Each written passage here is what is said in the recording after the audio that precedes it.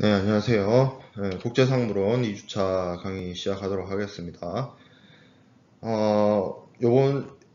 제가 지난주에 올렸던 강의, 실라버스 상의 강의 스케줄하고 조금 내용을 조금 수정을 했어요. 그래서 원래대로라고 하면 CISG를 이 상무론 시간에 다뤄야 되는데, 계약론이 따로 수업이 있기 때문에 CISG를 그쪽에서 많이 다룰 거고, 그 CISG를 뺀 나머지 내용들을 좀 더 많이 수업에 다루게 될 겁니다. 그 수업 초반부에. 그래서 수업 초반부에 강의 스케줄을 조금 수정을 해서 진행을 할 거고, 그래서 오늘 배울 내용은 무역의 종류, 그리고 수출 절차, 그리고 한국의 무역 관리, 이렇게 세 가지 토픽을 학습을 하도록 하겠습니다.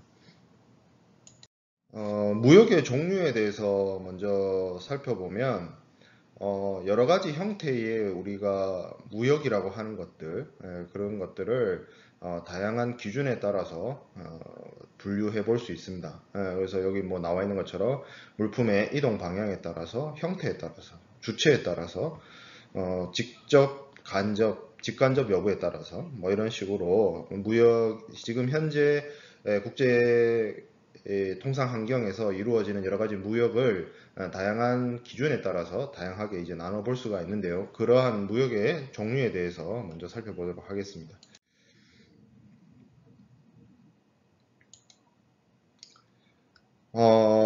물품의 형태에 따른 분류를 좀 살펴보면 먼저 물품의 형태가 있느냐, 그리고 물품의 형태가 없느냐, 눈으로 볼 수 없느냐에 따라서 유형무역이냐 무형무역이냐 이렇게 나뉘어서 살펴볼 수가 있습니다. 우리가 눈에 보이는 물건들이라고 하는 물품, 제품, 상품 이런 것들은 이제 유형물이라고 되어서 지난 시간에 간략하게 얘기했던 것처럼 이제 관세청의 관세선을 통과해서 통관 절차를 거쳐야 되기 때문에 이것은 보통 무역 통계에도 잡히고 한 나라의 어떤 무역 수지 이런 부분을 정하는 데 있어서 중요한 부분이 되고, 이러한 유형물이 아닌 눈에 보이지 않는 물품들, 기술이라든지 용역이라든지 자본이라든지 노동이라든지 이런 것들은 이제 무형물이 되겠습니다. 그래서 지난 시간에 우리가 협의의 무역이라고 할 때는 이 유형무역을 이야기하는 것이고, 이 유형무역을 다른 말로 국제물품 매매라고 했었죠. 그리고 강의의 무역이 이제 유형무역과 무형무역을 합친 좀 더 넓은 의미의 무역이 되겠습니다. 또 다른 기준으로 매매의 직간접에 따른 분류를 살펴볼 수가 있는데요.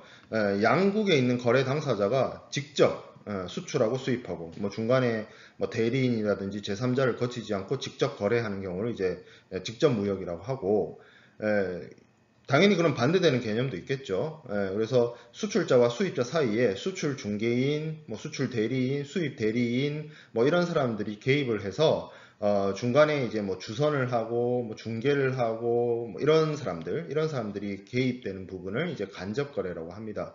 이 대표적인 간접 무역을 중개 무역과 중개 무역이라고 할 수 있는데, 사실 우리말 한국어 상으로는 이게 발음을 구분하기가 쉽지 않아요. 글자로 이제 표기를 했을 때는 지금 그 강의 자료에 나와 있는 것처럼 저렇게 나뉘어서 살펴볼 수가 있는데, 좀 차이가 있습니다. 개념적인 차이가 있어요. 그래서 여의를 쓰는, 한국어로 여의를 쓰는 intermediate trade 같은 경우에는 중개국에 수출할 것을 목적으로 물품을 수입하거나 보세구역에서 가공을 해가지고 제3국에 수출하는 겁니다. 그래서 이거는 수출 수입 이렇게 이루어져요. 그러니까 이렇게 쉽게 하자고. 일본에 수출자가 있어요. 한국에 중개무역하는 중개무역상이 있습니다. 그러면 이 한국의 중개무역상이 일본에서 물건을 수입을 해와서 국제무역을 해와서 이거를 뭐 추가적인 가공을 하든지 아니면 그냥 한국에 들여오지 않고 한국의 보세구역에 부산항이나 인천공항 이런 곳에 놔뒀다가 물건 그대로 중국이나 베트남이나 제3국으로 보내는, 그래서 한번 일본에서 한국으로, 한국에서 제3국으로 이렇게 두 번의 수입이 일어나는 그런 걸 이제 인터미디어 트레이드라고 하고요. 그 밑에 있는 중개무역은 말 그대로 중간에서 수출자와 수입자를 이어주는 겁니다. 어떻게 보면 이제 브로커죠. 이 중개할 때 아이로 쓰는, 우리말로 아이로 쓰는 이 중개는 보통 어디서 많이 쓰냐면 공인중개사 할 때 많이 씁니다. 공인중개사 역할이 있죠. 집 파는 사람, 집 사는 사람 연결시켜주는 거. 그러니까 공인중개사가 솔직히 복덕방이 쉽게 말해서 공인중개사가 집 파는 사람과 집 사는 사람을 연결시켜 줄 때 집을 공인중개사 명의로 바꿨다가 공인중개사가 다시 집 사는 사람한테 넘기는 게 아니잖아요. 그냥 공인중개사는 뭐 하는 거예요? 집 파는 사람과 집 사는 사람을 연결만 시켜주잖아요. 그게입니다. 그거 방식. 그게 이제 아이를 쓰는 중개무역이라고 하고 멀천다이징 트레이드 이렇게 얘기를 합니다. 그런 차이가 있습니다. 이건 뭐 제 설명 한번 들으면 대충 이게 무슨 의미 차이가 있구나 이런 건 이해가 될 거라고 생각이 듭니다. 자, 그리고 통가무역이 있습니다. 이거는 제3국을 그냥 통가하는 무역. 한국은 삼면이 바다고 하기 때문에 이제 해상 운송이 가능한데 국제 무역을 하는 여러 나라들 중에서 해상 운송이 불가능한 나라들이 있어요. 뭐 내륙 국가라고 하죠.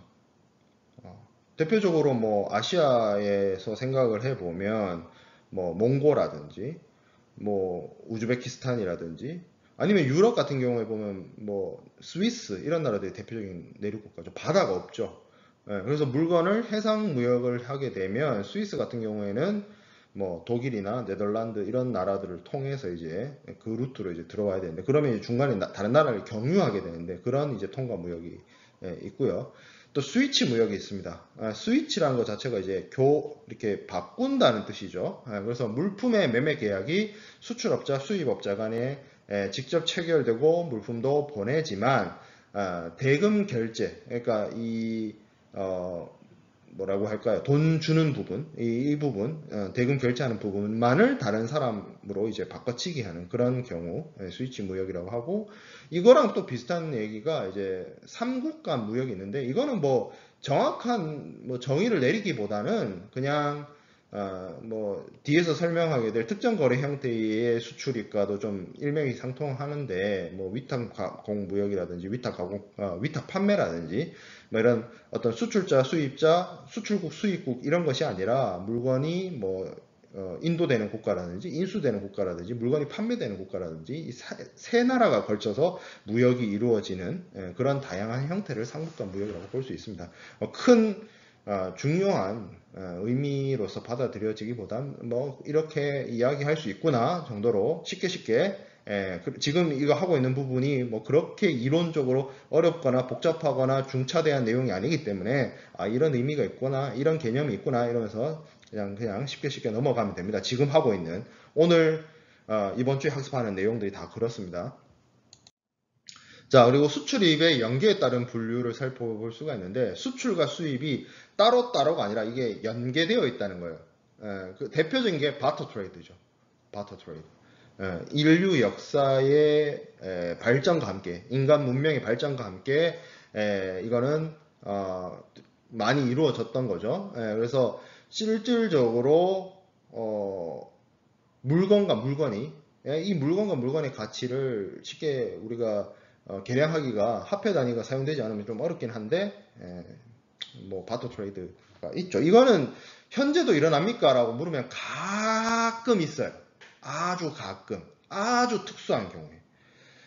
그러니까 수출국과 수입국 사이에 그 외환 거래나 외환 결제를 할 수 없는 그런 경우가 있어요. 그런 경우에 간혹 있습니다. 간혹. 자, 그 다음에 구상무역이 있습니다. 물물 교환의 형태랑 비슷한데 한 거래, 그러니까 화폐나 어음과 같은 대금 결제 수단의 거래가 발생을 합니다. 물물교환도 하나의 계약서를 쓰고 구상무역도 하나의 계약서를 사용을 하는데 물물교환에서는 뭐 소위 말해서 현금, 뭐 송금이라든지 아니면 어음을 결제한다든지 이런 금융거래가 일어나지 않는데 구상무역은 일어난다는 거예요.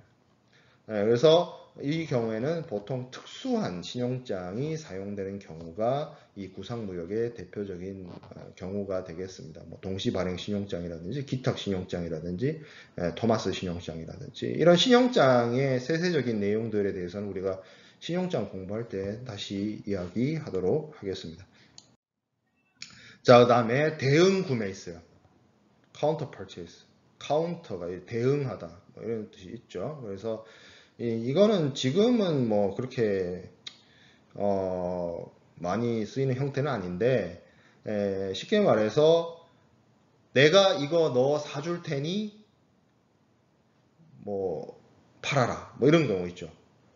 그러니까 수출 수입, 그러니까 수출과 수입 이게 하나의 거래인데 이 하나의 거래로서 이루어지는 것이 아니라 뭐 어떤 다른 거래가 있어서 이 다른 거래 때문에 이 거래가 있다든지 서로 어떻게 보면 영향이 있는 거예요. 그러니까 A 거래가 있어요. 수출 수입. B 거래가 있어요. 수입 수출. 조건을 거는 거죠. B를 해주면 A 해줄게. 이런 거. B를 했기 때문에 A를 해주겠다. 우리나라에서 물건을 이만큼 사가면 내가 네 것도 사줄게. 이런 경우 있죠. 이런 경우가 이제 대표적인 대응 구매에 해당이 된다라고 볼 수가 있겠습니다. 이 경우에는 물물 교환이나 이런 거랑 좀 다른 점이 결국에는 어찌됐든 거래는 A 거래, B 거래 이렇게 두 개의 거래가 이루어진다라는 점이 되겠습니다. 자, 그 다음에 산업협력이 있어요. 이거는 이제 앞에 있었던 것보다는 요즘 들어와서 최근에 국제 어떤 경영 환경이나 경제 환경, 통상 환경에서는 자주 일어나는 그러한 형태가 되겠습니다. 첫 번째가 제품 판매 방식이 있는데 이건 뭐냐면 플랜트나 기술을 수출을 하고 거기서 생산되는 현물로 돌려받는 거예요. 공장을 지어주고 공장에서 생산되는 물품을 받는 거예요. 그런 경우에 이제 제품 판매 방식이고 합작 투자, 조인트 벤처 이거는 국제 경영에서 많이 이야기가 되죠. 기업과 기업 간에 이렇게 합작 투자가 들어가서 합작 법인을 설립을 해가지고 거기서 뭐 현지에서 생산을 하거나 현지에서 판매를 하거나 뭐 그런 경우 베이징 현대, 중국에 있는 베이징 현대 같은 경우가 대표적인 합작 투자 회사죠. 자, 그리고 옵셋 트레이드라는 게 있습니다. 이건 이제 상계 무역이라고 하는데 이런 거는 이제 우리가 국방 장비, 그러니까 그 군수 물자라고 하죠. 무기, 전투기라든지 미사일이라든지 뭐 이런 거를 거래할 때 이건 사실 민간에서 하는 건 아니죠. 무기를 사오고 무기를 수출하는 거는 거의 뭐 국가의 주도의 무역이라고 볼 수가 있는데 이 경우에 그런 게 있습니다. 지금 뭐 최근에 이렇게 제가 세계 뉴스 이렇게 보다가 보니까 일본에서 F-35 전투기 뭐 105대인가를 미국에서 록히드 마틴에서 이제 구매를 하는데 비행기 대금만 그 스텔스 전투기의 구매 대금만 우리나라 한국 돈으로 27조 원 정도 된다 하더라고요. 세상에 민간 기업이 수출이 수입을 하는데 27조 원짜리 거래는 없어요. 무기니까 이게 군사 무기니까 이 정도 규모의 수출입이 이루어지는 겁니다. 자, 근데 27조란 돈이 어마어마하잖아요. 그죠? 그러면 그 어떤 하다못해 생각을 해봐요. 우리 그 어디 마트나 백화점 가서 포인트 적립을 0.01%만 해도 27조 원의 0.01% 포인트 적립한다고 생각해보세요. 그거 얼마예요? 많잖아.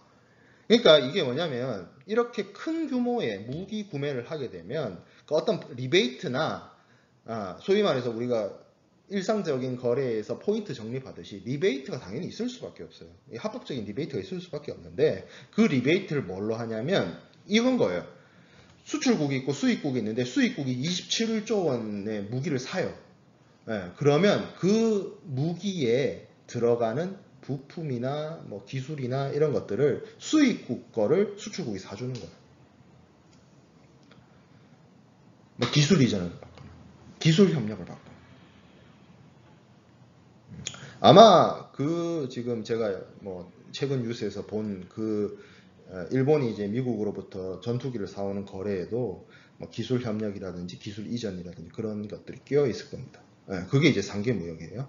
자, 그다음에 각서 무역이 있습니다. 각서 무역. 이것도 국가 주도의 무역이라고 생각해 보면 됩니다. 국교가 정상화되어 있지 않은 나라 사이에서 국교가 우리는 여러분들 뭐 대한민국 정부가 거의 전 세계 웬만한 나라들과 이게 수교가 되어 있기 때문에 큰 문제가 없는데 국제사회에서 제재를 받는 그런 국가들 경우에는 국교가 단절되어 있는 그런 경우가 많이 있습니다. 그럼 그 경우에는 여러 가지 제약이 많아요. 그런 경우에 정부로부터 이제 각서를 받아서 뭐 무역을 진행하는 그런 경우가 해당이 되겠죠. 우리나라의 경우, 한국의 경우에는 이런 아주 특수한 경우는 잘 없습니다. 자, 그 다음에 물품의 가공 방식에 따른 분류가 있습니다. 가공무역이라고 하는 것은 기본적으로 물품을 수출하는 게 아니에요. 가공무역은 뭐냐면 용역, 좀 더 쉽게 얘기하면 노동력을 파는 겁니다. 다른 나라의 자본과 기술과 원자재, 부품을 보내요. 그래서 이 나라에서 값싼 노동력으로 물건을 생산을 해요. 그리고 이 물건을 이 나라에서 팔 수도 있고 다른 나라 제3국으로 가져다 놓습니다. 대표적인 게 이런 거죠. 우리나라의 대표적인 대기업인 뭐 삼성이라든지 LG라든지 이런 기업들이 뭐 기흥이나 뭐 구미나 용인이나 수원에 큰 사업장을 가지고 있고 뭐 LG 같은 경우에도 뭐 LG화학이나 뭐 저기 뭐 여수 산단이나 저기 파주 LG 디스플레이나 이런 국내 공장도 있지만 삼성의 가장 큰 공장은 베트남에 있어요. 갤럭시 핸드폰을 베트남에서 만들죠. LG도 마찬가지입니다. 베트남 경제를 가장 큰 축이라고 해도 될 정도로 우리나라 대기업들이 거기 투자를 많이 해 있습니다. 거기는 쉽게 말하면 삼성의 생산 기지인 거죠. 자, 그러면 삼성 그 갤럭시 핸드폰을 베트남 공장에서 생산한다고 치면 삼성의 AP칩 뭐 저기 뭐냐 스냅드래곤을 쓸 수도 있지만 뭐 그걸 지금 논하는 게 아니고 지금 뭐 AP 칩이라든지 반도체 메모리 칩이라든지 디스플레이라든지 배터리라든지 뭐 여러 가지 통신 칩이라든지 이런 것들을 베트남 공장으로 보내서 거기서 물론 현지에서 생산하는 부품들도 있겠죠. 주요 부품들 중에 현지 생산하는 부품도 있겠지만 거기서 조립을 해서 어셈블을 해서 만들어진 물품을 메이드 인 베트남을 찍어서 한국으로 다시 가져오거나 중국으로 가거나 미국으로 가거나 유럽으로 가거나 동남아에서 팔거나 하는 거. 그게 이제 가공무역이죠. 자, 그래서 가공무역은 수탁 가공무역이 있고 위탁 가공무역이 있습니다. 우리 수탁 받는다는 뜻이죠. 위탁 맡긴다는 겁니다. 위임하다. 그렇죠? 그래서 뭐겠어요? 위탁 가공무역이라고 하면 누구 입장이 되는 거예요? 맡기는 사람이죠. 맡기는 사람이면 쉽게 말하면 한국의 삼성전자. 수탁 가공 무역이 되면 뭐예요? 베트남의 삼성 현지 법인이죠. 그게 수탁 가공 무역이죠. 그래서 이 노동력 투여에 대한 어떤 가득액을 얻기 위해서 원자재를 받아서 가공을 해가지고 수출을 하는 그런 걸 수탁 가공 무역. 원자재나 자본이나 이런 걸 투입을 해가지고 물품을 만들어서 가져오는 거. 이거 이제 위탁 가공 무역이 되겠습니다.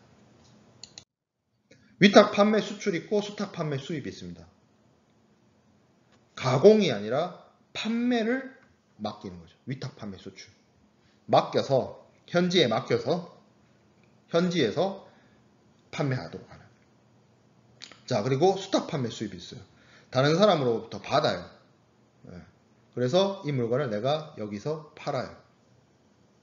그리고 일정 수익을 돌려주는. 나는 중간에 일종의 뭐라고 해야 될까요? 에이전트 피를 받는 그런 정도. 남한테 맡겨서 팔도록 하는 수출. 남한테서부터 부탁을 받아서 판매를 하는 수입.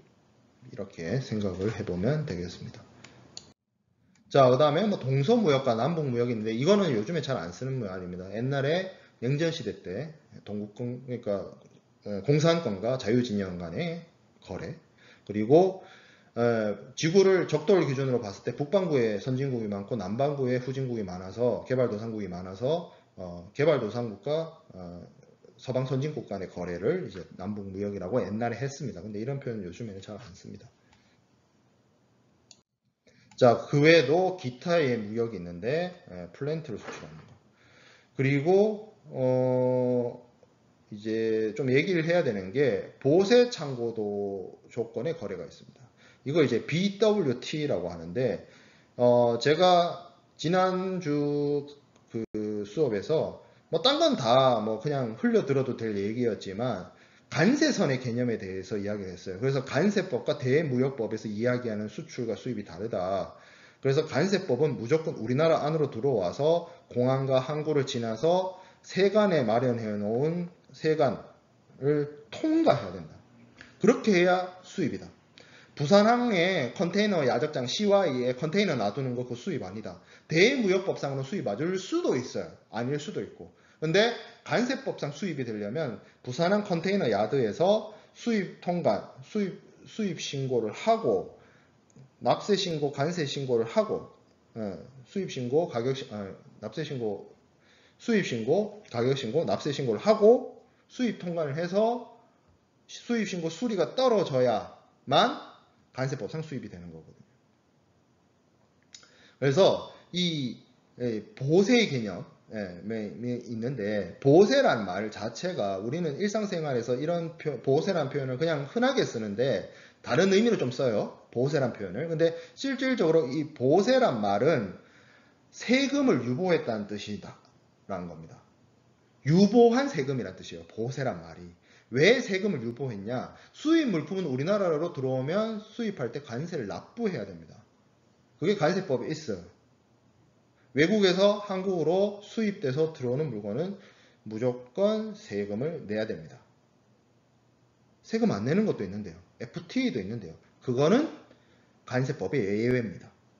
관세법의 특례예요. 모든 수입 물품은 기본적으로 유형물인 경우에 무형물은 아니고 유형물의 경우에 우리나라 들어올 때 세금을 냅니다. 관세를 냅니다. 부가가치세도 냅니다. 근데 부가가치세는 예외가 잘 없는데 관세는 예외가 있어요. 실질적으로 내는 세액이 빵인 경우가 있어요. 이걸 이제 뭐 세금 안 그러니까 세금을 안 내는 게 아니고 내야 될 세금이 0원인 거야.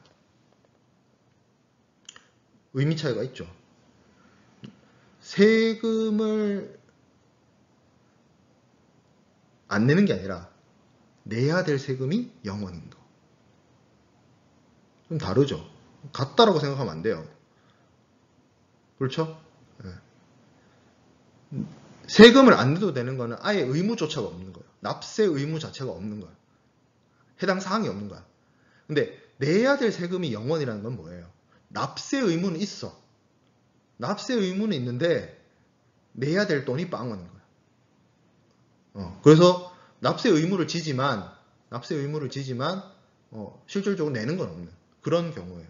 그래서 FTA든 뭐 여러 가지 관세 특례든 그거는 다 제가 말하는 거에 후자에 해당되는 겁니다. 원칙적으로 수입 물품은 관세를 다 내야 돼요. 원칙적으로. 자, 근데 제가 이런 말 했죠. 부산항의 컨테이너 야드에 그냥 저렇게 야적해 놓은 거가 관세법상 수입이 아니고 거기서 수입 신고를 해야 수입이 된다. 그러면 그 부산항 컨테이너 야드에 그냥 컨테이너를 야적해 놓은 거 그건 뭡니까? 일종의 그 컨테이너 야드도 하나의 세금이 유보된 물건이 있는 겁니다. 자, 그러면 여기 보세 창고란 말이 있어요. 보세 창고. 그럼 뭐겠어요? 그 창고 안에 있는 물건들은 수입 신고를 하지 않았고, 수입 신고를 하지 않았기 때문에 관세를 납부하지 않았고, 그런 상태로 창고에 물건이 보관되어 있는 곳이란 뜻입니다. 보세 창고란 의미가. 자, 그럼 본디드 웨어하우스의 뜻이 그런 거죠. 그러면 이 보세 창고가 부산에 많습니다. 부산항 쪽에. 북항이든 저 신항만이든 서울 쪽에도 많아요. 특히 인천항이나 인천공항에. 인천공항이 있는 영종도는 보세 창고가 엄청 많이 있어요. 여러분들이 혹시 인천공항에 갈 일이 있어서 인천공항 고속도로를 타고 인천공항 쪽으로 접근을 하다 보면 오른쪽 왼쪽 이렇게 차 타고 가다면서 이제 오른쪽 왼쪽에 그 바다만 볼 게 아니라, 바다는 부산에서도 많이 볼 수 있잖아. 인천까지 가가지고 그 바다를 볼 게 아니라 영종도 쪽으로 안쪽으로 들어가면 영종도 그 인천공항 가기 전에 양쪽으로 인천공항 그 화물단지가 있어요. 거기에 있는 것들이 거의 전부 다 보세창고. 거기 있는 물건들은 뭐예요? 한국 땅에 있죠. 영종도가 한국 땅이니까 한국인데, 한국 땅에 들어와 있는 외국에서부터 한국으로 들어온 물건들인데 아직 뭐 한 거예요? 세금을 납부하지 않은 거. 무슨 세금을? 관세를. 왜? 수입 물품은 외국에서 한국으로 들어올 때 관세를 납부해야 되는데 아직 세금을 내지 않은 상태로, 다시 얘기하면 외국에서 한국으로 들어왔지만 수입 신고를 하고 관세 납부를 하지 않은 상태로 그 창고에 보관되어 있는 겁니다. 아니, 그러면 어차피 한국으로 들어올 거면 그 창고에 넣어놓기 전에 수입 신고하고 관세 납부하면 되지 않느냐라고 생각할 수 있는데, 꼭 그런 건 아니에요. 그런 상태로 세금 납부하지 않은 상태로 다시 외국에 나가는 경우도 있고요. 그리고 그렇게 세금이 부과되지 않은 상태로 국내에서 판매되는 경우도 있습니다. 그렇게 세금이 부과되지 않은 물품이 국내에 들어와서 판매가 되는 곳이 듀티프리 샵이죠. 면세점. 면세점 물건이 싼 이유가 거기에 있죠. 자, 그래서 보세 창고는 그런 역할을 하는 것인데, 보세 창고도 조건의 거래란 건 뭐냐? 우리가 보통 무역 거래라고 하는 거는 수출자가 있고 수입자가 있습니다. 그러면 계약을 하게 되면, 무역 거래에 대해서 국제 물품 매매에 대한 계약을 체결하게 되면 수출자와 수입자가 물건 판다, 물건 산다 계약을 하고 물건을 보내고 돈 보내고 하는데, 이 보세 창고도 거래는 뭔가 뒤집혀 있어요. 어떤 게 뒤집혀져 있냐면, 수출자가 먼저 물건을 수입국으로 보냅니다. 수입국 어디다가? 수입국의 보세 창고에다 보내요. 예를 들어서 미국에 있는 수출자가 있다고 칩시다. 아직 무역 거래 계약을 체결하지 않았는데 그냥 영종도에 있는 한국의 영종도에 있는 보세 창고에 물건을 가져다 놔요. 그리고 한국에 있는 내 물건 살 사람을 찾습니다. 그래서 찾았어요. 그래서 한국 사람하고 미국 사람하고 무역 계약을 체결을 해요.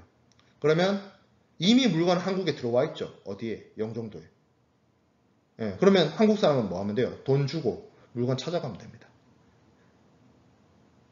물건 찾아갈 때 그냥 찾아가느냐? 얘가 지금 세금 안 냈잖아. 한국 들어올 때 세금 안 내고 들어온 거잖아. 보세 창고 있잖아. 그래서 보세 창고에서 반출할 때, 보세 창고에서 자기 창고나 자기 공장으로 가져갈 때 한국 정부, 한국 관세청에다가 수입 신고하고 세금을 납부하고 가지고 들어온 겁니다. 그런 방식이에요. 이런 거래를 생각보다 많이 합니다. 주로 공산품보다는 주로 원자재를 이런 걸 많이 해요. 석탄이라든지. 아니, 왜 그런 거 있잖아요. 석탄이나 곡물이나 이런 거 있죠. 누가 사가도 사가긴 사가는 거. 그런 것들을 주로 보세 창고도 거래의 대상이 되어서 많이 활용이 되고 있습니다. 이렇게 해버리면 수입자 입장에서는 물건이 이미 한국에 들어와 있기 때문에 이거를 다 확인을 하고 자기가 직접 보고 물건을 이제 살 수 있기 때문에 그런 장점이 있고, 수출자 입장에서는 이미 어느 정도 물량이 분명히 그 나라에서 소비되고 판매될 것이 확실하다면 그냥 적기에 그냥 여러 가지 운송이나 이런 것들을 고려해서 판매의 적기를 고려해서 물건을 가져다 놓고 판매를 할 수 있는 그런 장점이 있다라고 보면 되겠습니다. 그 외에도 이제 녹다운 방식이 있는데 완제품을 수출하는 게 아니라 부분품을 보내가지고 거기서 현지에서 조립해서 판매하는 방식이 이제 녹다운이고, OEM 이건 뭐 주문자 상표 부착 방식 이렇게 얘기하죠. OEM 일종의 그, 어, 그 생산을 일당에 위탁해가지고 하는 하청 생산 이런 것들이 이제 OEM 방식의 수출이 되겠습니다. 자, 그 다음에 수출 절차에 대해서 보도록 하겠습니다. 보통 무역 절차라고 하면 수출자도 있고 수입자도 있기 때문에 양쪽을 다 고려해 봐야 되죠. 근데 이제 먼저 볼 거는 수출 절차이고, 수입 절차는 어느 정도 우리가 한 학기 동안 어느 정도 이 국제상무론 수업의 내용을 좀 학습을 한 다음에 거의 수업 끝날 때쯤에 내용을 한번 정리하는 걸로 하도록 하겠습니다. 수출 절차에 대해서 쭉 그 과정을 좀 살펴보면, 해외 시장 조사, 거래선 발굴, 신용조사, 거래 제의, 거래 조회, 청약 및 승낙, 그리고 무역 계약 이런 절차를 통해서 계약이 체결이 되는데, 이 계약의 체결과 관련해서는 우리가 계약 부분을 좀 다룰 때 다음 주에 이런 부분에 대해서 자세하게 학습을 하도록 하겠습니다. 두 번째 되는 내용은, 만약에 이 수출이 신용장을 기반으로 하는, 신용장 결제를 기반으로 하는 경우에는 수출자 입장에서 수입자가 신용장을 통해서 대금 결제를 하겠다라고 했을 때 여러 가지 신용장에 대한, 신용장 개설에 대한 사안을 통지은행을 통해서 수출자가 접하게 됩니다. 그래서 신용장의 진위 여부라든지 뭐 이런 것들을 확인을 해야 되는데, 아직 우리가 대금 결제나 신용장에 대해서 학습을 하지 않았죠. 근데 지금 이 상황에서 우리가 너무 많은 내용들을 다루기에는 조금 무리가 있고, 수출의 절차상 대금 결제를 신용장 방식으로 했을 때 수출자는 신용장을 통지받아서 여러가지 확인을 해야 된다 정도로만 확인을 하고, 신용장과 관련된 내용, 우리가 이제 앞 페이지에서 무역계약과 관련된 부분은 무역계약 다룰 때 공부하자라고 했고, 신용장에 대한 부분은 당연히 무역결제 파트에 자세하게 다루도록 하겠습니다. 자, 이 수출 절차에 있어서 수출자가 제가 이번 주 내용을 학습하는 데 있어서 이 내용을 넣은 이유가 지금부터 나오는 내용을 보기 위해서요. 우리나라는 수출이 자유로운 나라입니다. 대무역법상에 수출입의 자유가 보장되어 있어요. 하지만 그렇다고 해서 무한정의 자유를 부여하고 있는 것은 아닙니다. 모든 물품은 아니나 한국의 대무역법이 정하고 있는 물품에 대해서는 수출하기 전에 국가로부터 승인을 받아야 할 수가 있습니다. 어떤 물건들이 사전에 수출하기 전에 승인을 받아야 하느냐, 뭐 이런 것들이 있어요. 헌법에 의해서 체결 공포된 조약이나 일반적으로 승인된 국제법규, 의무 이행을 위해서 정하는 물품, 야생 동물을 보호하기 위한 국제 조약이 있습니다. 그렇기 때문에 그 야생 보호 대상이 되는 야생 동물에는 뭐 고래도 있고 코뿔소도 있고 뭐 이래요. 그래서 뭐 코뿔소의 뭐 뿔이라든지 뭐 이런 거 있죠. 그런 것들은 당연히 국제 거래가 허용되지 않습니다. 그렇기 때문에 이런 부분들을 규제를 하고 있고요. 그 외에도 뭐 방위 산업용 원료, 기재, 항공기 부분품. 제가 아까 뭐 상계 거래 얘기할 때 무기 수출에 대해서 얘기를 했는데, 이 무기란 게 결국에는 인명살상에 사용되어질 수가 있기 때문에 철저하게 국제무역에서는 관리 대상이고 규제 대상입니다. 무기를 수출하고 수입할 수 있는 건 국가밖에 없어요. 개인이나 기업이 할 수가 없습니다. 방위산업을 영위하는 방위사업체는요. 그런 방위사업체도 국가 베이스로 국가의 승인과 그 허가 내에서 움직이는 겁니다. 그 외에도 뭐 물자 수급이라든지 과학기술 발전이라든지 이런 것들의 필요에 의해서 정부의 어떤 허가와 승인을 받아야 되는 물품들이 존재합니다. 주로 수출 승인과 관련해서는 정부가 직접 하는 경우도 있지만 관계 기관의 그 권한을 대행하게 하는 경우가 있습니다. 그래서 예를 들어서 내가 수출 승인 품목이다, 수출 승인을 받아야 되는 품목을 수출하고자 한다라고 하면 그 수출 승인 기관에게부터 승인을 받아서 1년 이내에 그 수출을 이행을 할 수가 있습니다. 수출 승인 기간은 뭐 지금 18번 슬라이드에 나오는 저런 내용들에 해당되는 것들이 주로 이제 그 어떤 뭐라고 할까요? 수출 승인을 받아야 되는 예시라고 할 수가 있는데 뭐 자동차라든지 뭐 산업 설비라든지 저런 것들이 해당이 됩니다.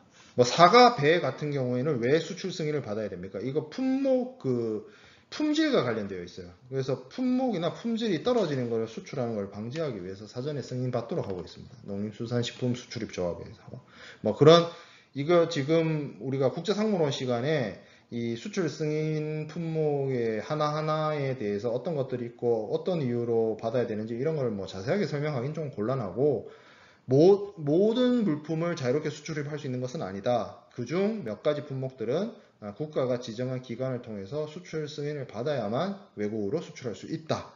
이렇게 여러분들이 정리하면 될 것 같습니다. 수출 승인을 받고 나서 뭐 수출의 어떤 뭐 당사자라든지 뭐 수량이라든지 뭐 이런 것들이 좀 변경되거나 하는 경우에는 변경 승인도 받아야 됩니다. 왜냐하면 원래 처음 승인했을 때는 뭐를 수출하겠다, 어디로 수출하겠다, 몇 개를 수출하겠다 이렇게 받았던 내용들이 실제 거래 단계에서 이게 변경이 되게 되면 그 변경된 내용을 승인을 또 받도록 하고 있습니다. 자, 그래서 수출 승인이 필요한 품목은 수출 승인을 받아야 된다. 자, 그 다음에 해야 할 거는 당연히 수출자 입장에서 해야 되는 거는 물품이 확보돼야 되겠죠. 물품을 확보를 하는데 그 물품을 확보하는 방법은 뭐 원자재를 수입해 와서 물품을 확보하는 경우도 있고 국산 원재료나 국산 부분품을 써서 하는 경우도 있고 아니면 이미 완성되어 있는 물품을 구매해 가지고 조달하는 경우도 있습니다. 이렇게 물품을 구매를 할 때는 뭐 내국 신용장이나 구매 확인서를 통해서 구매를 할 수도 있습니다. 내국 신용장과 구매 확인서는 일종의 그 국내 거래, 수출 물품을 생산하고 어떤 준비하고 조달하는 데 있어서 예를 들어서 내가 미국에 어떤 물건을 A라는 물건을 수출하기 위해서 이 A라는 물건을 만들기 위해서 국내에서 B나 C의 부품을 조달해서 내가 A라는 물품으로 제조 가공을 해서 미국으로 수출하는 그런 거래라고 쳤을 때 이 B와 C에게 대금 결제를 해줘야 되잖아요. 국내에 있는 내가 만들려고 하는 수출 물품을 생산하기 위해서 필요한 원자재나 부품을 조달하거나 생산하는 사람에게 대금 결제를 해야 되는데 그때 이 대금 결제 수단으로서 활용할 수 있고 수출입 실적으로서 인증해 줄 수 있는 그런 서류가 내국 신용장과 구매 확인서가 되겠습니다. 일종의 이 부분도 사실은 신용장에 대한 내용을 좀 이해를 하고 있어야 우리가 충분히 이 내국 신용장과 구매 확인서와 관련된 내용들을 학습을 할 수가 있거든요. 그래서 지금은 뭐 국내에서 물품을 조달할 때 수출 물품을 제조 가공하기 위해서 국내에서 부품이나 원자재를 조달할 때 이 수출하는 사람이 국내의 생산자, 국내의 원자재 공급자에게 대금 결제 수단으로서 이용할 수 있는 것, 그리고 어떤 그 거래 증빙으로서 끊어줄 수 있는 것이 이제 구매 확인서가 되겠다 정도로만 체크하면 되겠습니다.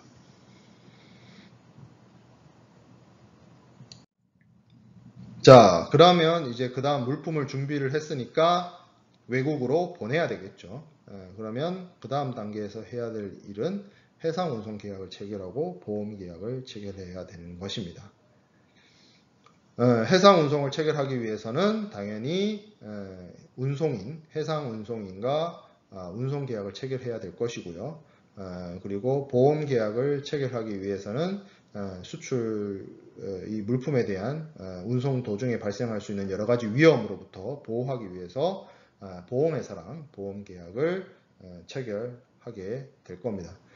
특히 이 선박에 의해서 국제운송, 물론 요즘에 수출 단계에서 항공운송을 이용해서 수출하는 경우도 있습니다만 무역이 전반적으로 대체적으로 해상운송을 통해서 발전을 해왔고 해상운송이 지금도 여전히 주요한 국제운송 수단으로서 역할을 하고 있는 것을 생각해 보았을 때 지금 강의 자료상으로도 해상 운송을 전제하고 이야기를 하고 있죠. 그렇기 때문에 물품을 해상 루트로서 수출을 하려면 당연히 해상 운송인에게 운송 계약을 체결해야 될 것이고 해상 운송인과 운송 계약을 체결할 때 선박을 수배한다든지 선적을 예약을 한다든지 하는 절차와 과정이 필요로 합니다.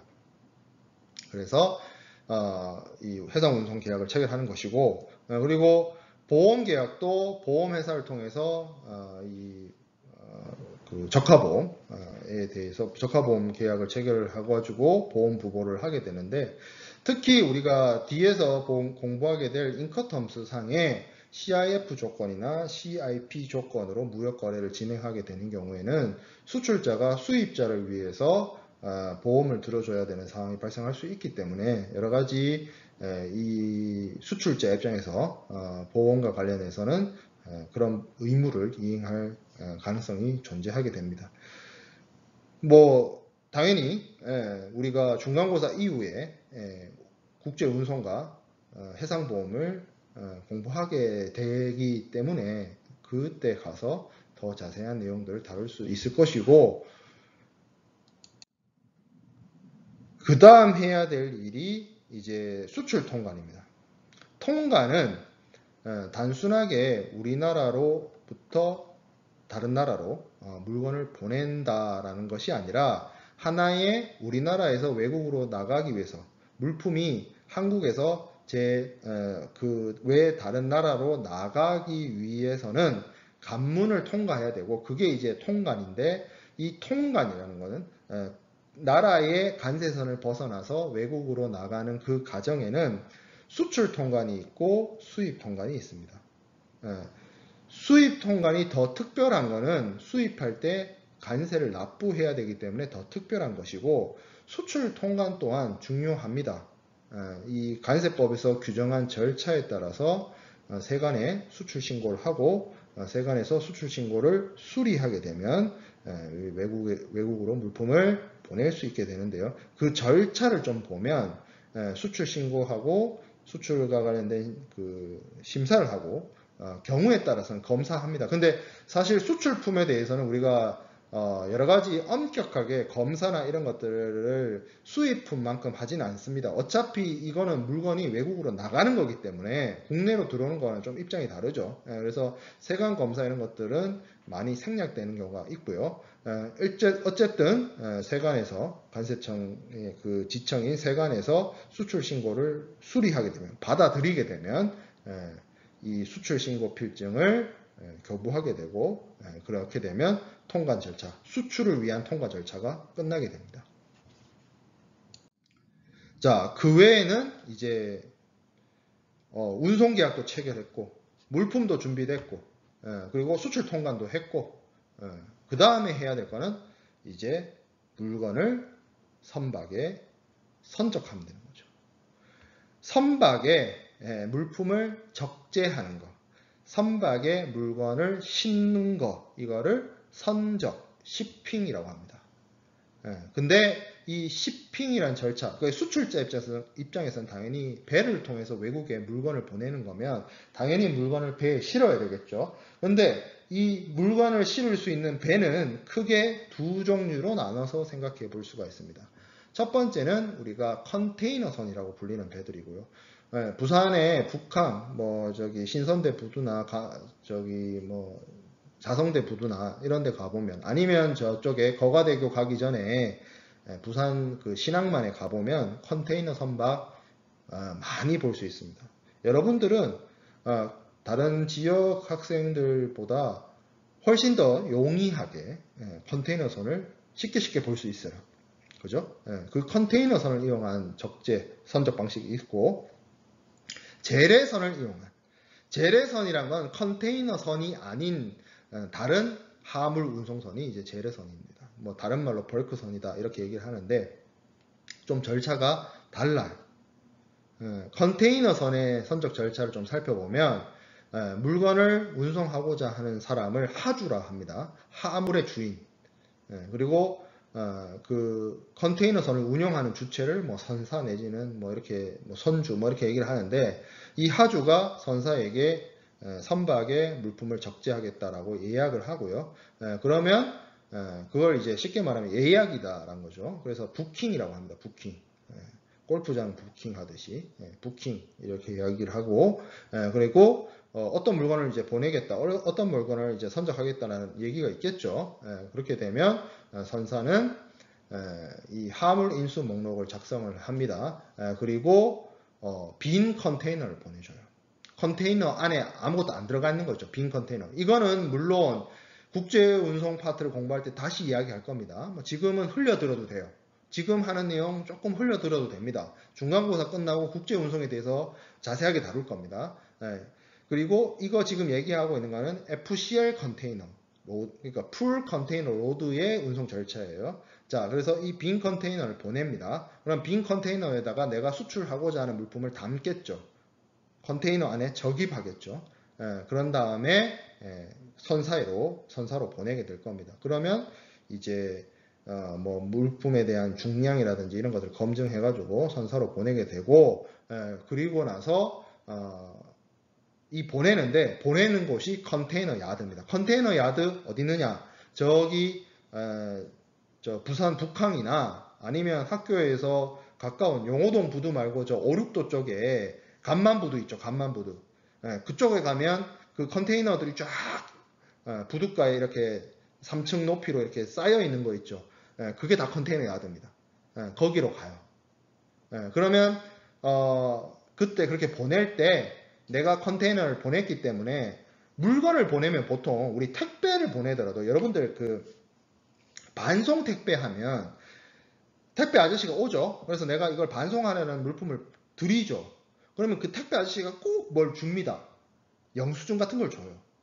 그 영수증의 의미가 뭐예요? 내가 물품을 운송회사 입장에서 당신으로부터 물품을 인수해가지고 가져갑니다라는 하나의 인수인도증 같은 걸 줘요. 컨테이너도 그런 인수인도증이 있습니다. 그게 이제 도크 리시프트입니다. DR이라고 해요. 부두수취증이라고 합니다. 그래서 이 부두수취증을 받았다는 건 뭐냐? 하주가 부두수취증을 받았다는 거는 선사에게 화물을 적재한 컨테이너를 보냈다라는 것을 증빙하는 서류입니다. 이 부두수취증을 들고 운송회사를 찾아가면 선화증권을 발행받을 수 있습니다. BL이라고 하죠. Bill of Lading, BL. 무역물류를 공부하는 친구 중에 BL을 모르면 안 됩니다. BL은 너무나도 자주 이야기될 것이고 많이들 이야기될 것이기 때문에 이거는 그죠? 반드시 알아야 되는 거고, 우리말로 썼을 때는 하요일을 할 때 하자를 쓸 수도 있고요. 하하하라고 웃을 때 쓰는 하자 있죠. 밑에 오 받침이 없는 그냥 하. 그래서 선하증권, 선화증권 이거 두 개 다 씁니다. 두 개 다 사용되는 표현이다. 그래서 뭘 써도 상관은 없는데 영어 표현은 Bill of Lading입니다. 줄여서 BL이에요. 자, 그리고 뭐 운임 줘야 될 것이고 공짜로 운송해 주지는 않으니까 그런 다음에 이제 선적이 완료되고 선사는 세관에 적화 목록을 제출합니다. 이거는 수출자가 하는 게 아니에요.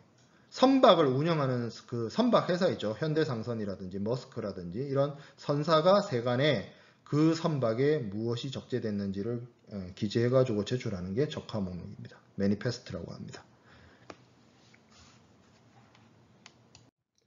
자, 제래선의 선적 절차가 있습니다. 제래선의 경우에는 거의 뭐 비슷하면서도 좀 차이가 있는데 컨테이너가 없기 때문에 뭐 빈 컨테이너를 보내고 뭐 컨테이너를 뭐 검량해가지고 보내고 뭐 이런 절차가 없어요. 똑같이 화물을 선박에 바로 적재를 하는데 이때 검수인이 물품을 검수합니다. 물건이 제대로 됐는지 뭐 이런 것들 검수하고 그때 검수인이 물품의 체크 이후에 검수표라는 걸 작성해서 선박의 1등 하계사한테 보고를 합니다. 1등 하계사가 뭐냐? 쉽게 말해서 선장 밑에 있는 사람이라고 생각하면 돼요. 선장님 바로 밑에 있는 사람. 그래서 1등 하계사가 mate receipt라는 걸 발행을 합니다. 이것도 마찬가지로 택배 반송할 때 택배 아저씨가 나한테 주는 그 종이 쪼가리랑 똑같은 역할을 한다라고 생각하면 됩니다. 물품의 인도 인수증이에요. 그걸 mate receipt. 앞에 컨테이너 선박의 선적 절차에서는 도크 리시프트였고 제래선의 경우에는 mate receipt입니다. 이걸 통해서 이걸 이제 종이 서류를 받아가지고 선사의 사무실로 가가지고 선사의 본사로 찾아가가지고 제출하면 비엘을 받을 수 있습니다. 물론 이 본사 찾아가서 비엘 발행받는 이 절차는 지금 현재는 실제로 사람이 찾아가서 종이 서류를 받아오는 절차가 아니라 홈페이지에 접속해서 비엘을 다운로드하는 방식으로 비엘을 그래서 프린팅 할 수 있는 방식으로 바뀌어서 적용이 되고 있습니다. 자, 그 다음에 물품에 대한 적재가 완료되면 선박은 화물별, 선창별 화물 명세서라든지 아니면 선박에 어떻게 화물을 적재했는지를 나타내는 적부도 이런 것들을 작성을 해가지고 선사의 대리점으로 보내게 되고 그렇게 되면 이제 사실상 물품에 대한 어떤 선적 절차가 마무리된다라고 볼 수가 있겠습니다.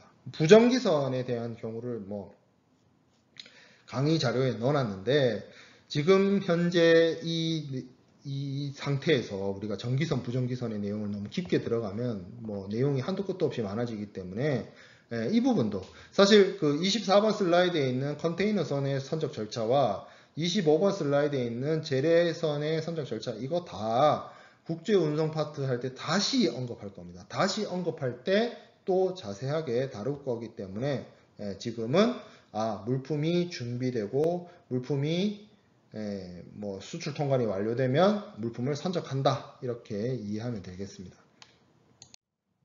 자, 그 다음에 여러 가지 운송 서류를 준비를 합니다. 하나음부터 하나음은 대금 결제와 관련된 서류고 선화증권, 국제 운송과 관련된 해상 운송인이 발행하는 물품 관련된 서류고요. 그리고 보험회사랑 보험 계약을 체결했다라고 하면 보험 증권이고 상업송장은 이거는 이제 수출자가 발행하는 일종의 영수증과 같은 역할을 하는 서류가 상업송장이라고 보면 되고요. 포장명세서, 물품을 어떻게 포장을 했는지를 나타내는 서류이고요. 원산지 증명서, 이 물품이 메이드 인 코리아라는 것을 입증할 수 있는 서류가 원산지 증명서가 되겠습니다. 이런 서류들을 수출자는 준비를 해야 됩니다. 자, 그 다음에 만약에 이 수출 거래가 신용장 방식으로 이루어지는 거래라고 한다면 여러 가지 그 서류들 앞에서 설명했던 서류들을 준비를 해서 매입은행에게 매입을 의뢰하게 됩니다. 이 부분도 사실은 신용장을 공부할 때 우리가 학습해야 되는 내용이라서 이 부분도 이런 절차를 거친다 정도로만 그러니까 운송 서류를 결국에는 수출자가 수입자에게로 전달해야 되는데 그 전달하는 과정에 필요한 절차라고 생각해 보면 되겠습니다. 자, 그 다음에 이제 해야 되는 부분이 관세환급인데 관세환급이 왜 수출 절차로 들어와 있냐라고 한다면 이런 거예요. 우리나라는 기본적으로 물품을 수입할 때 세금을 부과한다라고 되어 있었습니다. 이건 뭐 계속 강조를 했기 때문에 여러분들이 이제 이미 귀에 익숙해진 부분일 텐데, 자, 근데 그런 경우가 있어요. 외국으로부터 물품을 수입해 왔는데 그 수입해 온 물건을 가지고 어떤 새로운 물건을 만들어서 수출하는 경우. 그렇게 되면 이 물건은 외국에서 우리나라로 가져왔는데 다시 외국으로 수출하게 되기 때문에 이게 물품을 우리나라에 가지고 와서 쓰려고 가지고 오는 게 아닌데 관세를 부과하는 경우가 있어요. 그래서 관세법에 어떤 내용이 있냐면 관세 환급이 있습니다. 무엇이냐면 외국에서 한국으로 물품을 가져왔을 때 관세를 내게 하는데 이 관세를 낸 물건이 다시 그대로 수출되거나 아니면 수출품을 만들기 위해서 사용되거나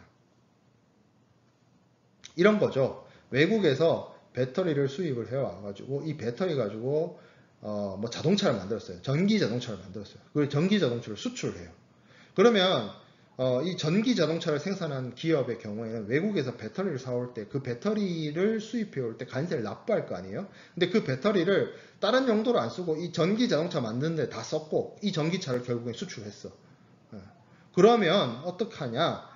배터리를 수입할 때 납부한 관세를 이 배터리를 이용해서 만든 전기 자동차를 수출할 때 돌려받습니다. 왜? 배터리를 수입해 올 때 낸 관세의 의미가 결국 관세라는 것의 의미는 수입되는 물품이 국내에서 한국 내에서 쓰이거나 사용되거나 소비되는 것을 전제로 하기 때문이에요.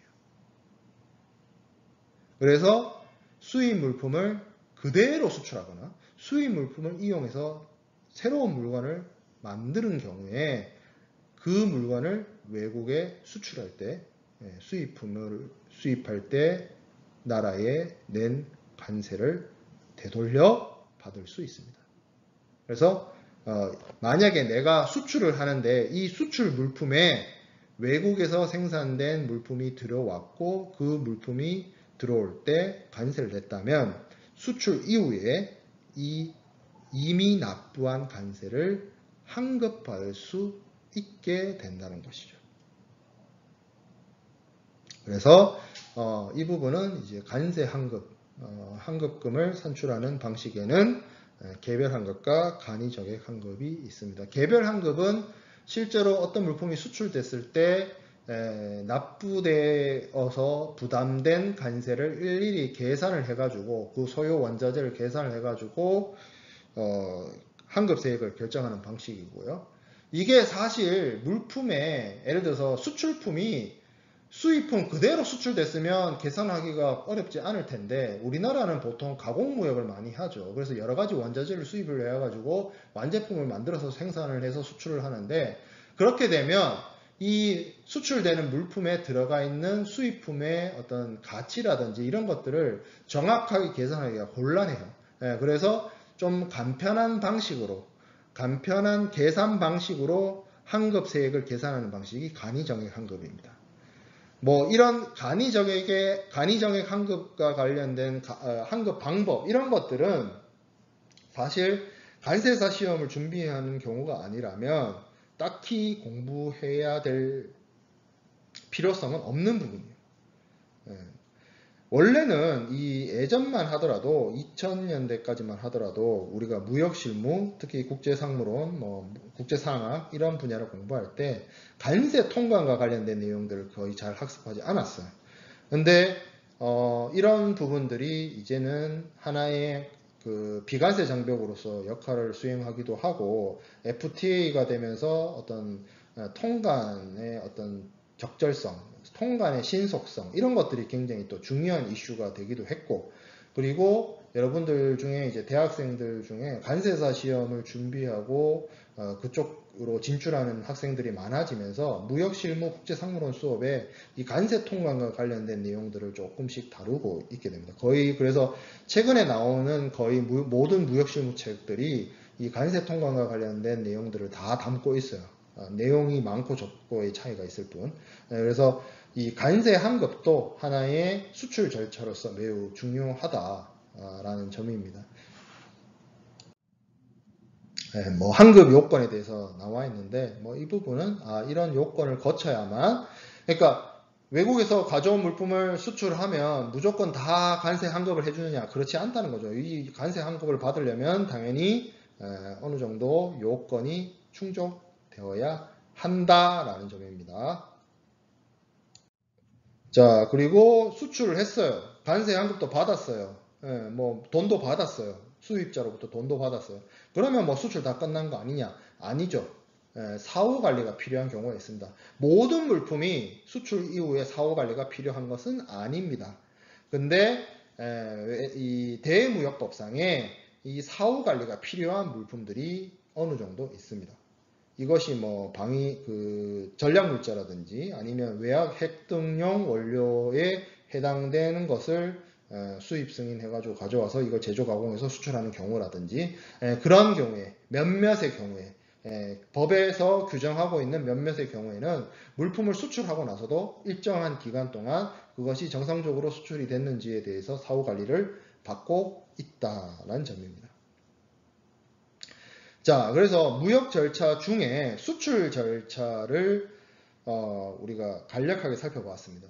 사실 이 무역 절차 내지 수출 절차 혹은 수입 절차를 여러분들 중에 뭐 무역학 개론을 열심히 들은 친구도 있고 제대로 안 들은 친구도 있고 하겠지만, 이 국제상무론 수업에서 다룰 때 수업 초반부에 얘기하는 것이 좀 적절하지 않은 경우가 있을 수 있어요. 왜냐하면 수출 절차를 할 때 제가 쭉 앞에서 설명하면서도 뭐 신용장이라든지 대금 결제라든지 선화증권이라든지 국제운송, 뭐 여러 가지 해상보험이라든지 이런 내용들을 이야기 안 할 수가 없거든요. 수출 절차를 이야기하면서. 근데 여러분들은 국제상무론 수업을 들어오러 왔기 때문에 이런 부분들, 뭐 대금 결제, 신용장, 해상운송, 해상보험 이런 부분들을 이제 하나하나씩 배워나가야 되는 단계인데, 절차를 얘기하는 단계에서 그런 개념들을 제가 간략하게 언급하는 것들이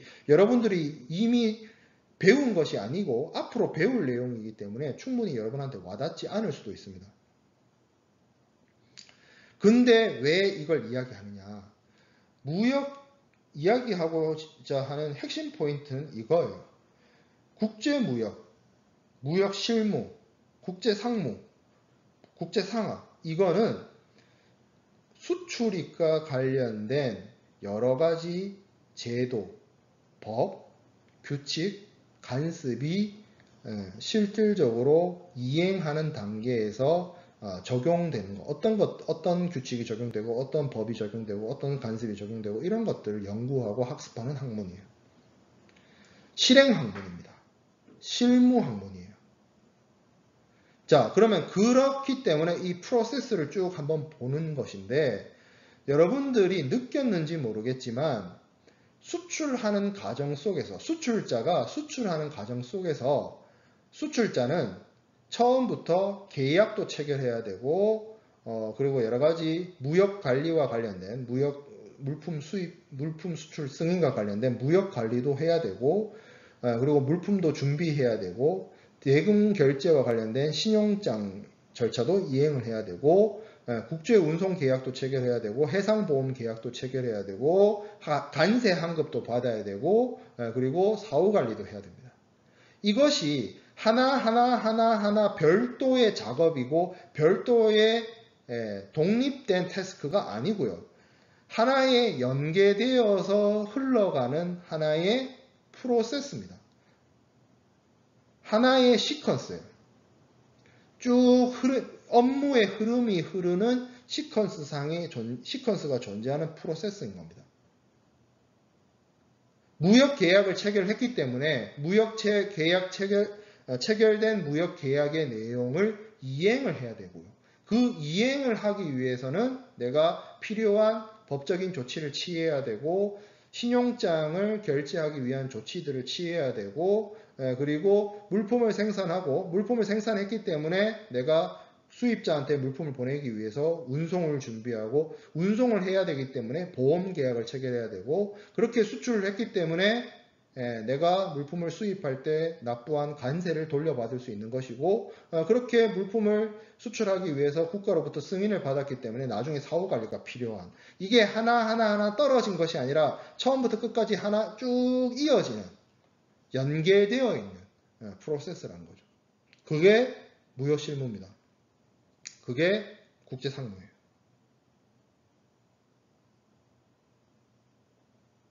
마케팅을 우리가 공부할 때 배우는 뭐 스왓이라든지 포피라든지 뭐 여러 가지 그 마케팅의 전략이 있어요. 그거는 별도죠. 아, 이런 개념이 있구나. 이건 이런 방식으로 하는구나. 이건 또 저런 방식으로 하는구나. 그렇게 개별적으로 따로 떨어져서 우리가 이해하고 학습할 수 있는데 무역 실무는 무역 계약 체결부터 무역 계약의 이행 그리고 무역 계약의 종료에 이르기까지 이게 쭉 붙어 있는 하나의 연계되는 프로세스이기 때문에 그런 연속성 하에서 연계되는 하나의 흐름 속에서 이 전체를 바라보고 이해를 해야 된다는 점이죠. 그래서 제가 수출 절차를 여러분들이 아직 국제운송이나 대금결제와 관련된 개념을 학습하지 않았지만 사전에 쭉 훑어본 겁니다. 아, 이런 프로세스로 쭉 진행되는구나. 그러면 남은 우리가 한 학기 동안 배우는 내용들은 다 뭐겠어요? 제가 나중에 설명할게요. 이거는 그때 가서 공부하겠어요. 이거는 그때 가서 좀 더 자세하게 다루겠습니다. 하면서 쭉쭉쭉쭉 넘어왔죠. 그 내용들, 계약과 관련된 내용들, 그리고 신용장과 관련된 내용들, 대금결제와 관련된 내용들, 선화증권과 관련된 내용들, 해상운송계약과 관련된 내용들, 해상보험과 관련된 내용들, 그리고 무역계약 종료와 관련된 내용들을 세부적인 내용들을 하나씩 학습을 하는 게 우리가 한 학기 동안 공부하게 될 내용의 전체다. 이렇게 큰 흐름에서 자세하게 각 파트에 어떤 내용들이 있는지를 한 학기 동안 다 공부하게 되고 국제상무론 수업을 다 듣고 나서 여러분들이 계약론을 듣든 대금 결제를 듣든 운송을 듣든 화물운송론을 듣든 아니면 해상보험론을 듣든 상사중재를 듣든 그 단계는 또 뭐겠어요? 거기서 더 깊이 그 분야에 대해서 더 깊게 자세하게 공부하는 강론 수업들이 된다는 것이죠. 그래서 무역 절차, 특히 그중에 수출 절차를 학습을 했고 수입 절차는 안 봅니다. 수입 절차는 맨 끝 수업, 기말고사 바로 직전 수업에 할게요. 그리고 그때 우리가 요즘에 극장가에 뭐 테넷이라는 영화가 있는데 그 영화의 특징이 보면 뭐 시간의 역행 뭐 이런 것도 나오지만 결국에는 시간이 역행해서 처음과 끝이 같거든요. 수미상관 방식이라고 하죠. 수미상관 방식. 그래서 수업에 우리가 첫 부분에 수출 절차를 공부했듯이 수업의 끝부분에 수입 절차를 공부를 하겠습니다. 그러면 아마 수입 절차를 공부할 때쯤 되면 그 전체 수입 절차의 그 프로세스 상에 일어나는 많은 일들이 여러분들은 한 학기 수업을 다 듣고 나서 그 내용을 보게 되면 아 저게 그때 그거구나. 아 저거 교수님이 운송 파트 설명할 때 이야기했던 그거구나. 아 저거 대금 결제할 때 이야기했던 그거구나. 이렇게 좀 더 쉽게 와닿고 파악이 가능할 겁니다. 그리고 그때 가서 수출 절차와 수입 절차를 같이 놓고 비교해 가면서 차이점을 학습할 수 있게 될 것 같네요.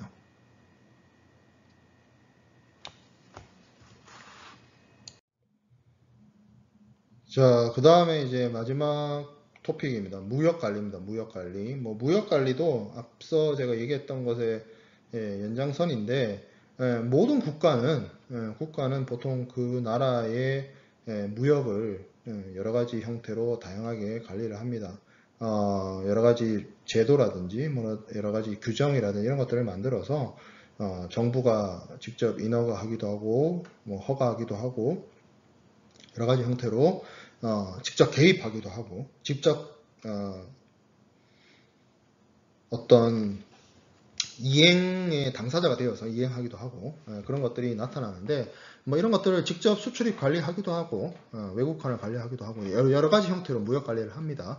그래서 무역 관리 수단을 보통 가지게 되고 보통 그리고 대부분의 국가들은 한국을 포함해서 대부분의 국가들은 자국의 어떤 무역을 진흥하기 위한 여러 가지 제도를 마련하고 있습니다. 뭐 내국 신용장, 구매성에서 무역 금융, 앞서 제가 얘기했던 관세 환급까지도 일종의 무역 진흥 수단이고 뭐 여러 가지 형태의 수출 보조 이런 것들이 존재하게 되죠. 그리고 반대로 무역을 규제하는 여러 가지 수단도 있습니다. 관세가 대표적인 무역 규제 수단이고요. 외국에서 들어오는 물품에 대해서 다 세금 붙이니까 일종의 규제 수단이 되는 것이죠. 그리고 뭐 커터, 수량 제한이라든지 외국에서 들어올 수 있는 물품의 수량을 제한하는 제도예요. 인위적으로.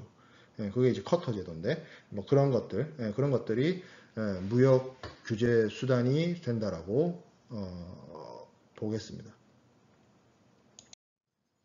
자, 그러면 이 무역을 관리하는 뭐 방식이 있는데 대표적인 게 한국의 경우에는 제가 지난 시간에도 얘기했다시피 무역의 3대 기본법, 뭐 3대 법규, 뭐 다양하게 불러요. 이거는 교수님들마다 뭐 쓰는 표현이 다른 거라서 뭐 딱 정해진 건 아니고 3대 법규, 3대 기본법이라고 하는데 보통 공통되게 꼽는 게 세 가지 법입니다. 대무역법, 관세법, 외국환거래법. 이 세 가지를 무역의 3대 기본법이라서 법으로 이야기를 하고 있고요.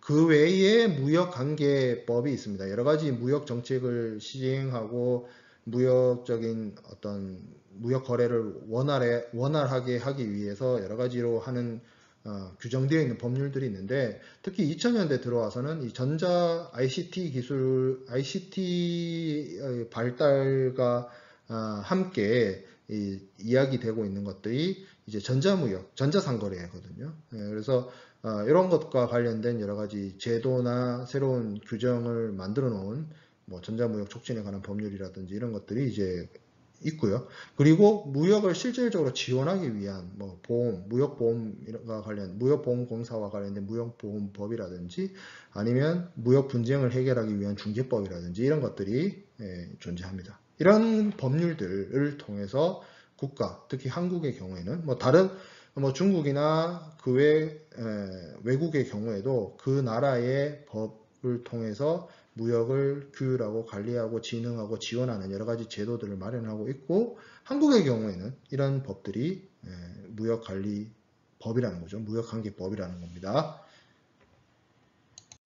무역 3대 법규의 어떤 역할을 좀 얘기를 해보면 기본적으로 대외무역법은 그 무역과 관련된 인적 관리를 뭐 하고 있습니다. 무역업 고유번호 부여라든지 종합무역 상사에 대한 규정이라든지 그리고 이제 대표적으로 수출입 공고, 수출입 승인이나 면제를 위한 제도들 이런 것들을 두고 있고요. 뭐 그리고 수출입 질서 유지나 여러 가지 산업피해 조사와 같은 수출입 정책을 관리하는 여러 가지 법을 두고 있습니다. 그래서 대외무역법이 어떻게 보면 가장 기본법이 될 수 있고요. 관세법은 통관법입니다. 그러니까 관세법의 역할은 크게 나눴을 때 두 가지가 있는데 실질적으로 외국에서 들어오는 물품에 대해서 관세를 부과하는 조세법률로서의 역할이 있고 수출 통관, 수입 통관이라는 통관을 위한 절차법으로서 역할을 하는 것이 관세법입니다. 그래서 관세의 부과 징수라든지 보세구역이라든지 수출입 통관이라든지 원산지 결정 기준이라든지 이런 것들을 규정을 해놓은 것이 관세법이고요. 외국환 거래법은 말 그대로 외화, 달러라든지 유로화라든지 위안화라든지 엔화라든지 이런 외국환을 지급하고 영수하는, 받고 주는 그런 것들을 관리하는 역할을 수행을 하는 것이 외국환 거래법이 되겠습니다. 자, 그 다음에 이제 우리가 살펴보게 될 것은 수출입 품목 관리에 대한 부분입니다. 물품을 이제 주요한 무역 거래 대상이라고 우리가 앞서 이야기했다시피 이 수출입 대상이 되는 품목들을 관리를 하는데 좀 체계적으로 관리할 필요가 있어요. 특히 기본적으로 한국의 경우에는 수출입이 원칙적으로 자유이지만 여러 가지 경제, 정치, 사회적 목적에 따라서 특정한 물품에 대해서는 수출입 범위를 제한을 하고 있거든요. 그리고 뭐 그런 게 이제 대표적인 무기라든지 전략물자라든지 아니면 뭐 생물자원 보호를 위해서라든지 이런 것들을 통해서 특정 물건, 특정 품목에 대해서 제약을 하고 있고 관리를 하기 때문에 이 무역 거래 대상이 되는 수출입품을 카테고리, 품목으로 나눠서 관리를 할 필요성이 존재합니다. 그게 이제 수출입 품목 관리 체계로 이어진다라고 볼 수가 있는데,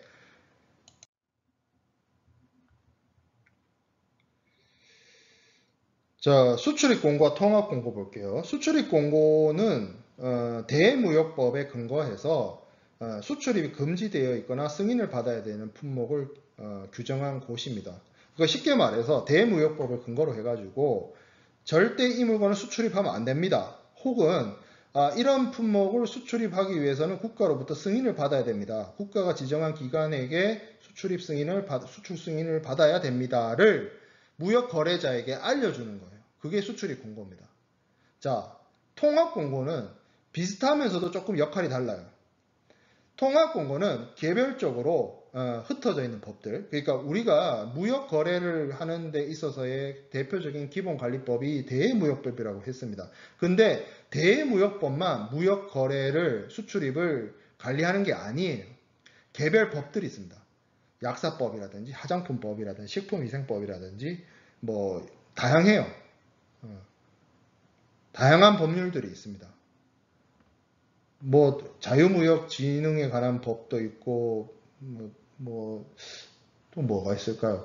지금 저도 보통 문제가 되는 게 저 약사법이 문제가 많이 되는데, 자, 약사법이 관리 주체의 관리 객체로 삼고 있는 물품이 뭐겠어요? 약사법에서 약이겠죠. 약, 두통약, 위장약, 백신, 그죠? 항암 치료제 뭐 이런 것들. 이거에 당연히 약사법에서 그 관리 대상이 되는 게 맞는데, 이런 물건들이 수출입을 하기도 한단 말이에요.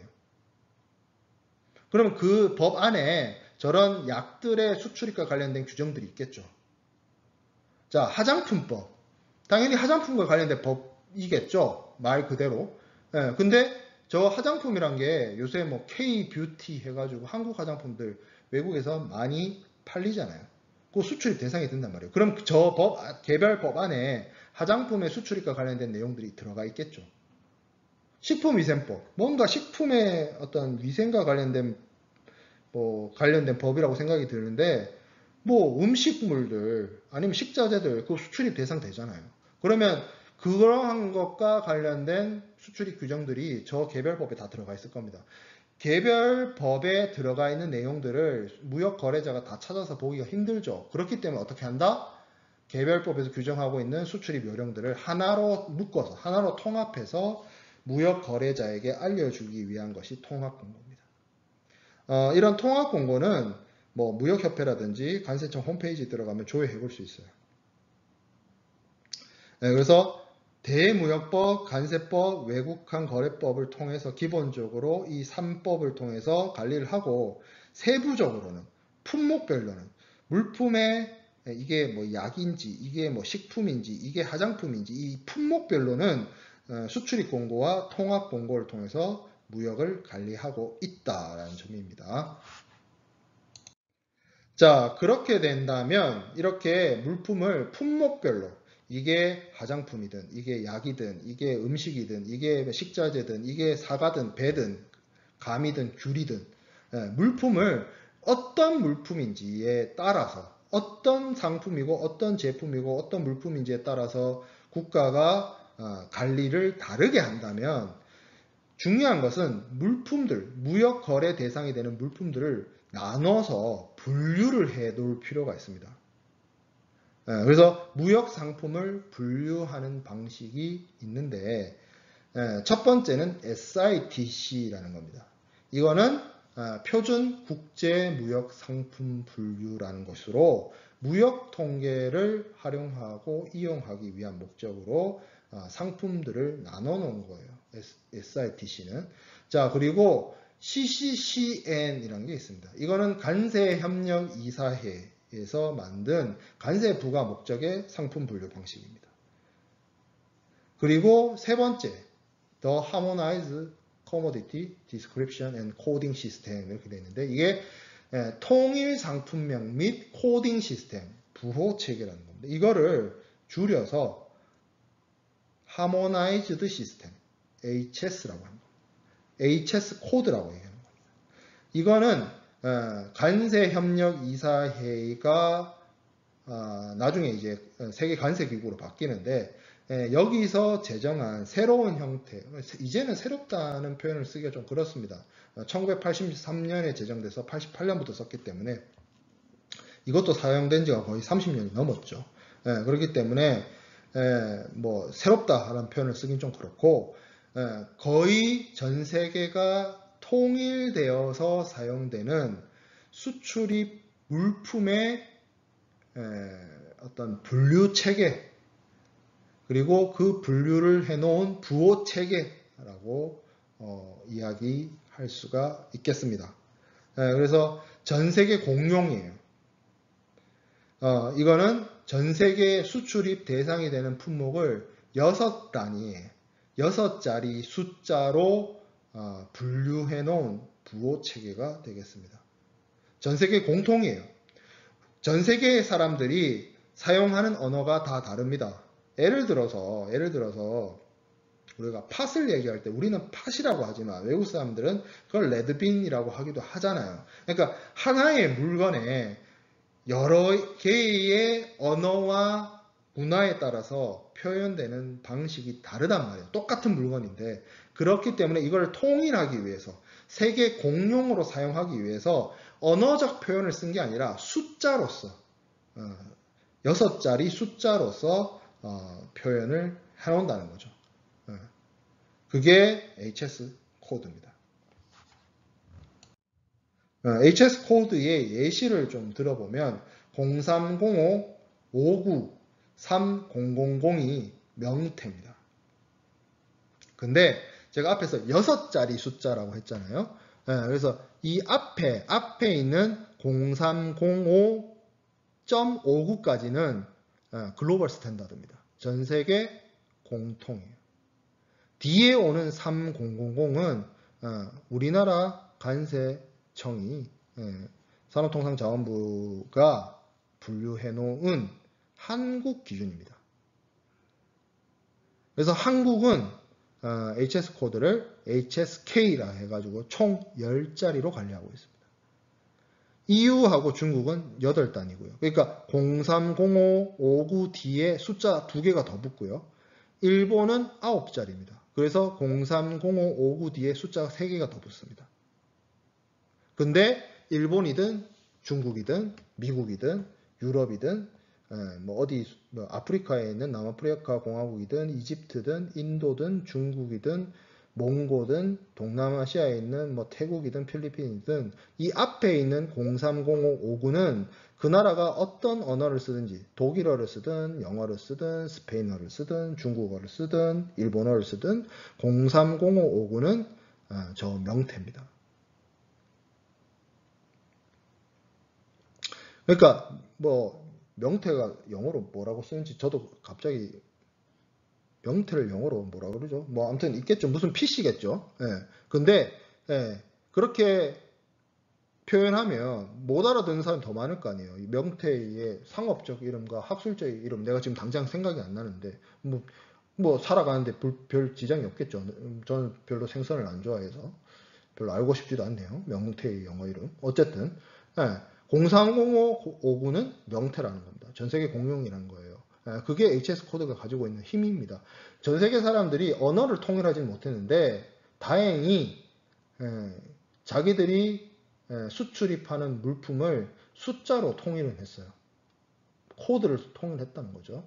그래서 사용되고 있는 것이 HS 코드고 이 HS 코드의 6자리, 글로벌 스탠다드에 해당되는 HS 코드 이 6자리는 앞에 있는 2자리는 new 챕터라고 하고요. 03이죠. 030559의 03을 얘기하는 겁니다. 그리고 세 번째, 네 번째 자리는 05. 요거는 호라고 합니다. 헤딩이라고 해요. 그래서 03이라고 이제 뭐 굳이 분류를 하자면 더 깊게 들어가면 이게 삼류입니다. 삼류에 이제 어류와 생선이 분류되는 게 삼류인데 그래서 앞에 03이죠. 그래서 삼류인 거고 0305는 호죠. 4단위 호를 의미하는 거고, 호 자체만 얘기하면 세 번째, 네 번째 자리를 얘기하는 거고, 보통 호라고 헤딩이라고 하면 앞에, 그러니까 이 HS 코드는 앞에서부터 숫자를 세는 겁니다. 우리가 보통 숫자를 셀 때는 오른쪽에서부터 왼쪽으로 커져 가잖아요. HS 코드는 왼쪽부터 읽어 들어가는 거예요. 그래서 앞에 두 자리가 류고, 앞에서부터 네 자리 0305가 되면 이거 헤딩입니다. 그리고 뒤에 오는 다섯 번째 자리와 여섯 번째 자리까지 더해지면 이건 서브 헤딩, 소호라고 합니다. 그래서 030559가 6자리 소호가 되는 거죠. 그래서 이 HS 코드를 우리말로 품목 분류, 어떤 물건에, 명태라는 물건에 030559라는 숫자를 부여하는 거, 이걸 이제 품목 분류라고 하고, 품목 번호, HS 코드, 이거를 우리말로는 품목 번호 내지는 세번이라고 합니다. 자, 그러면 이게 어떤 의미가 있느냐? 예를 들어서 명태가 대한민국의 무역 거래와 관련해서 여러 가지 규제 대상이 된다. 그러면 수출입 공고나 통합 공고에서 0305593000에 해당되는 물품은 수출할 때 반드시 승인을 얻어야 된다든지, 아니면 0305593000은 절대 수출할 수가 없다든지, 수출입을 관리하고 규율하고 규정하고 있는 모든 기준이 이 HS 코드를 기준으로 하고 있습니다. 관세 부과를 할 때 전 세계에서 우리나라로 들어올 때 수출하는 국가에 따라서, 그리고 그 물품에 따라서, 물품의 성격이나 종류나 성질이나 용도에 따라서 관세가 다 달라집니다. 관세율이 달라져요. 그럼 그 관세율이 달라질 때 똑같은 물건이라도 어떤 성격을 갖고 있느냐, 어떤 용도를 갖고 있느냐, 아니면 어떤 성분을 갖고 있느냐에 따라서 다 달라지는데, 그거를 통합공고, 수출입공고, 대무역법, 관세법에서 규정을 하고 할 때 기준이 필요하고 어떤 인덱스가 필요하잖아요. 쉽게 말하면. 그 인덱스가 되는 것이 HS 코드라고 생각해 보면 되겠습니다. 중요한 역할이 있겠죠. 이게 관세사 2차 시험 2교시 과목이죠. 그래서 HS 코드가. 그래서 HS 코드가 이런 역할을 하고 이런 방식으로 규정되어 있고, HS 코드의 역할이 이런 것이다 정도만 아는 것이 여러분들의 미션이고, 실제로 HS 코드가 어떻게 분류되고 어디에 분류되고 어떤 물건을 어느 방식으로 분류하고 하는 거는 관세사 공부하는 친구들만 알면 돼요. 그렇습니다.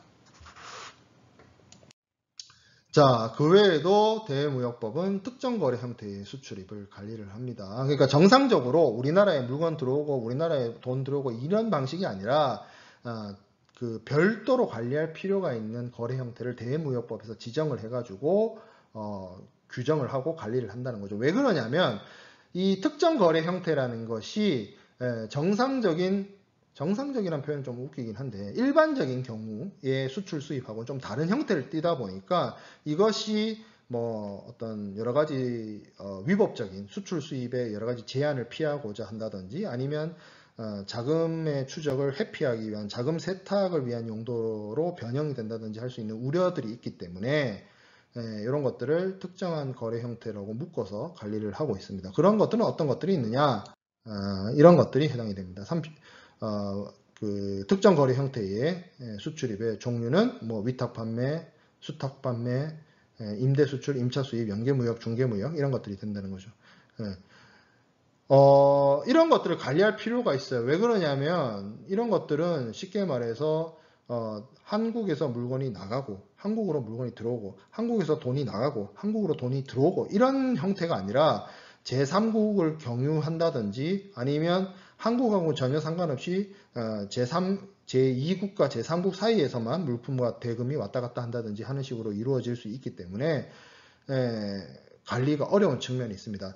만약에 한국으로 물건이 들어온다, 한국에서 물건이 나간다, 이거는 추적이 쉬워요. 왜 그러냐면 반드시 수출 통관, 수입 통관을 해야 되기 때문이죠. 그런데 수출 통관, 수입 통관을 하지 않는 수출입의 경우에는 특정 거래 형태로서 대무역법으로서 관리하도록 하고 있습니다. 자, 이렇게 2주차 수업을 진행을 해봤습니다. 2주차 수업의 내용은 뭐 여러분들이 그냥 그렇게 부담 없이 들을 수 있는 그런 내용이었던 것 같아요. 수출의 종류라든지 수출 절차라든지 무역 관리라든지 그런 부분들은 좀 용이하게 수업을 들을 수 있는 내용이었다고 치고 이제 다음 주부터는 이제 무역 계약과 관련된 계약 파트로 들어가게 됩니다. 그래서 그 학습을 하게 되면 되고 여러 가지 질문들이 들어왔는데 1주차는 수업 과제가 따로 없고요. 2주차 강의 영상과 이제 강의 자료가 업로드 되게 되면 과제란이 열리게 될 것이고 그 과제란에다가 수업 과제를 제출하면 되겠습니다. LMS 상으로 전부 다 LMS로 진행이 되고요. LMS는 여러 가지 업로드 용량이나 이런 것들이 제약이 좀 있습니다. 그래서 제가 보통 제 별도의 유튜브 계정이 있어요. 그래서 유튜브 계정에는 이렇게 30분 단위로 잘라 놓은 영상이 아니라 풀 영상을 보통 올립니다.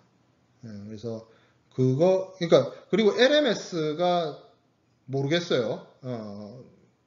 여러분들의 어떤 제가 LMS로 동영상 강의를 들어본 적이 없기 때문에 여러분들이 어떤 편의성이 있는지 잘 모르겠는데 요즘에 이제 그 여러 가지 형태의 그 컨텐츠나 OTT 시장이 형성화되면서 유튜브나 이런 것들을 많이 활용을 하죠. 넷플릭스나 이런 것들, 왓챠나 뭐 이런 것들.